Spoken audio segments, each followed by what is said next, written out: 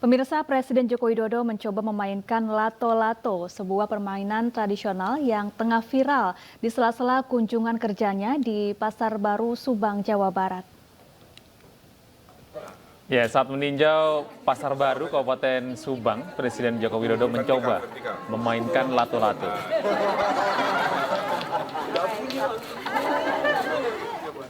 Ya, tampak Gubernur Jawa Barat Ridwan Kamil juga turut membantu Jokowi cara memainkan lato-lato. Di Jawa Barat, lato-lato disebut nok-nok, sebuah permainan tradisional pada era tahun 90-an. Setelah viral di media sosial, permainan lato-lato kembali digandrungi anak-anak, bahkan hingga dibuat kompetisi. Dalam kunjungannya ke Pasar Baru Subang ini, Presiden Joko Widodo menyerahkan bantuan sosial kepada para pedagang.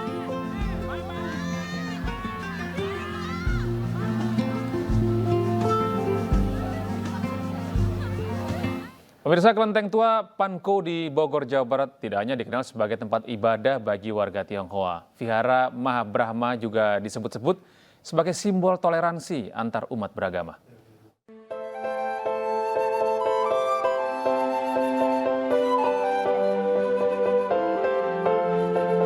Dikenal sebagai kota hujan, Bogor memiliki segudang cerita dan lokasi bersejarah yang mengandung nilai religi. Tidak hanya wisata kota bersejarah, wisata religi juga dapat dilakukan dengan berkunjung ke permukiman warga. Seperti di Kampung Babakan Pasar Kota Bogor ini, terdapat lokasi bersejarah yang mengandung nilai-nilai keagamaan dan toleransi antar umat. Berada di tengah permukiman padat penduduk berdiri sebuah kelenteng yang dikenal dengan Kelenteng Pankow atau Vihara Mahabrahma.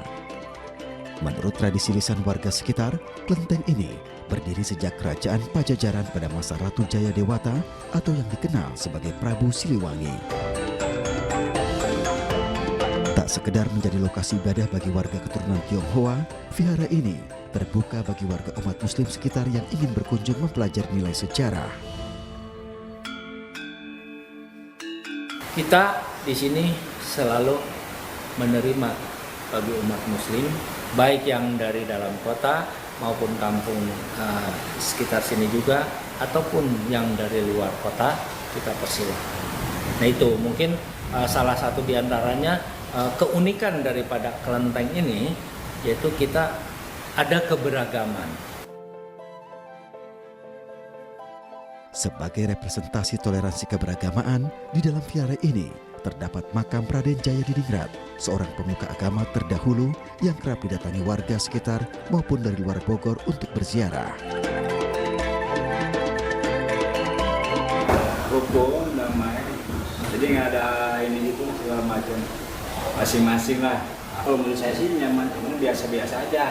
Karena kita sebagai orang Islam itu fokus kepada yang satu, siapa Allah Subhanahu Wa Taala.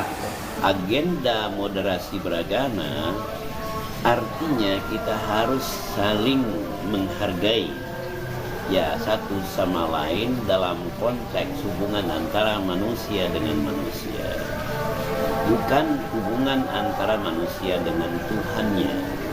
Nah, Indonesia sebagai negara dengan mayoritas penduduknya beragama Islam itu sudah sangat terkenal dengan sikap moderasi beragamanya. Seolah menjadi bukti tertinggal peradaban masa lalu, kelenteng dan makam pemuka agama ini menggambarkan betapa toleransi antar umat beragama telah tercipta sejak dahulu. Dengan menjunjung nilai toleransi antar sesama, kedamaian dapat tercipta demi keberlangsungan hidup anak cucu di masa mendatang. Dari Bogor, Jawa Barat, Muharlin, iNews melaporkan. Iya, ini kan lagi musim liburan ya, Safa ya. Ada rencana untuk pergi berlibur ke Bali misalnya? Ke Bali sepertinya belum ya, karena tiket pesawat juga mahal. Lagi mahal-mahalnya ya. Mau kalau diajak gratisan sih mau. Iya, ini sebelum kita ke sana nih, kita akan ada informasi, pemirsa, kita akan lihat bagaimana keramaian di salah satu objek wisata ikonik di Bali, yaitu Ulundanu Bratan Candi Kuning Bedugul. Ya, sudah sebelum berangkat beneran, simak informasi berikut ini. Ya.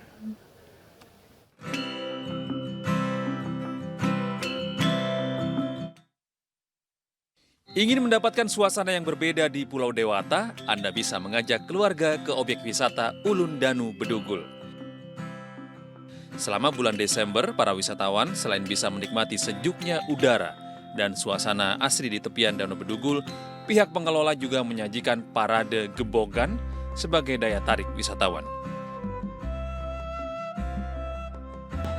Kebetulan liburan kami di sini baru pertama kali, jadi kita pilih di sini karena suasananya tuh asri, sangat bisa sejuk, bisa dibawa untuk keluarga piknik dan lain-lain. Dan sini rekomendasi bagus.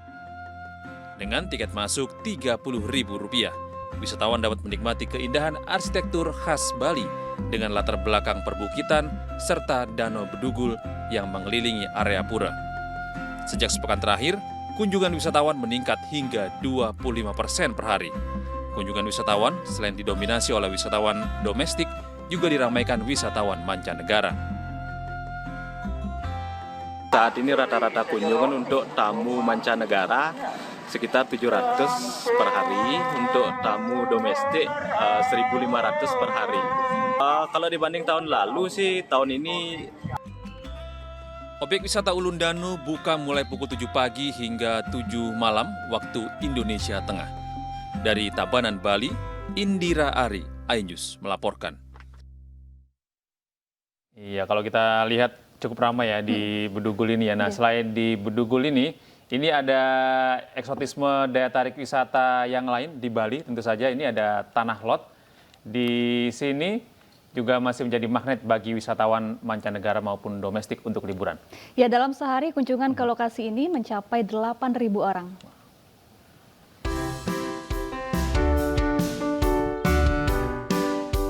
Saat libur panjang sekolah, Natal dan Tahun Baru, sejumlah objek wisata di Bali kecipratan rezeki. Kunjungan wisatawan mulai ramai dan meningkat dibandingkan hari normal. Salah satunya, lokasi wisata Tanah Lot di Desa Braban Lediri, Tabanan. Lokasi wisata yang menyuguhkan keindahan pura di pinggir pantai ini banyak dikunjungi wisatawan domestik. Peningkatan jumlah kunjungan telah terjadi sejak awal Desember. Pihak pengelola lokasi wisata menjelaskan, saat libur panjang kali ini, jumlah kunjungan mengalami peningkatan signifikan. Di hari biasa, kunjungan wisatawan sekitar 4.000 orang per hari. Sedangkan di musim liburan ini, meningkat 2 kali lipat hingga mencapai 8.000 pengunjung per hari. Sangat alami, tidak seperti di tempat-tempat yang lain, karena saya dari Sumatera Barat, banyak juga pantai seperti ini, tapi Tanah Lot ini beda dari yang lainnya. Pantainya dengan keramah tamahan penduduknya, dekorasinya cukup bagus, pantainya juga menakjubkan. Menjelang akhir tahun ini sudah ada mulai peningkatan dari awal Desember kemarin, sudah mulai ada peningkatan dari kunjungan kita sebelumnya 3.000 sampai 4.000 per hari. Ya, sekarang sudah mulai meningkat, dia angka 5.000 sampai 8.000-an, sudah mulai ada per harinya. Diprediksi, kunjungan wisatawan akan terus meningkat hingga mendekati pergantian tahun baru mendatang. Dari Tabanan, Bali, Indira Ari melaporkan. Dan pemirsa, sudah waktunya masuk makan siang ya. Ini ada informasi mengenai gulai kambing yang mungkin sudah biasa kita nikmati. Tapi bagaimana jadinya jika yang digulai adalah keong sawah? Wah, ini di Jember, Jawa Timur, sebuah kedai menawarkan sensasi gulai keong sawah, di mana keongnya diambil langsung dari sawah di sebelah kedai.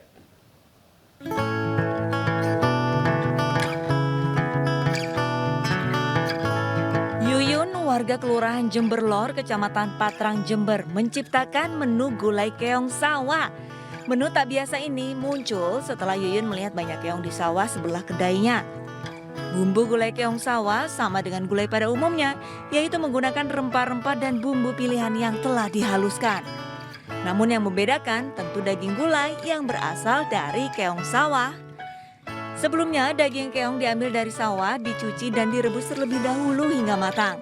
Kemudian daging keong diambil satu persatu. Daging keong yang sudah matang selanjutnya dimasak seperti halnya memasak gulai. Uniknya gulai keong sawah disajikan dengan nasi biru dari pewarna alami. Lagi menikmati makanan gulai keong sawah. Rasanya gimana sih? Rasanya enak banget. Tis yang paling menonjol apa? Rasanya ya Karena baru pertama kali mencoba, jadi ya enak. Gitu. Ada pedas-pedasnya nggak? Ada. Gurihnya mungkin? Iya, ada. Mansuk juga Masuk. gurihnya. Gitu. Pokoknya enak banget. Kesini dengan siapa? Sama orang tua. Orang tua ya. Itu juga ada nasi apa itu? Ini oh ya, nasi biru. Nasi biru ya. Rasanya gimana nasinya? Enak. Beda dengan nasi yang lain. Nasi biasa. Sebagai pelengkap, minumannya adalah bunga telang. Menariknya saat ditambah air jeruk, air minuman bunga telang langsung berubah menjadi warna ungu. Di sini tuh banyak keong gitu loh. Tak pikir kok nggak dimanfaatin. Makanya terus saya kok ada ide gimana kalau kita bikin menu dari keong gitu. Ternyata banyak yang peminatnya itu banyak di sini. Nah, tak perlu merogoh kantong terlalu dalam untuk menikmati gulai keong sawah ini. Karena satu porsi gulai keong sawah hanya berkisar Rp20.000 saja dan dapat dinikmati 4 hingga 5 orang. Dari Jember, Jawa Timur, Bambang Sugiarto, Ainis melaporkan. Iya, catat. Kalau ke Jember harus icipin Gulai keong sawah. Gulai keong sawah, jangan sampai salah ya, gulai keong racun. Ya pemirsa, kita saat lagi akan hadirkan 1 orang tewas akibat terkena ledakan sebuah kompresor di Mojokerto, Jawa Timur. Informasinya kami hadirkan sesaat lagi. Tetaplah di iNews Siang.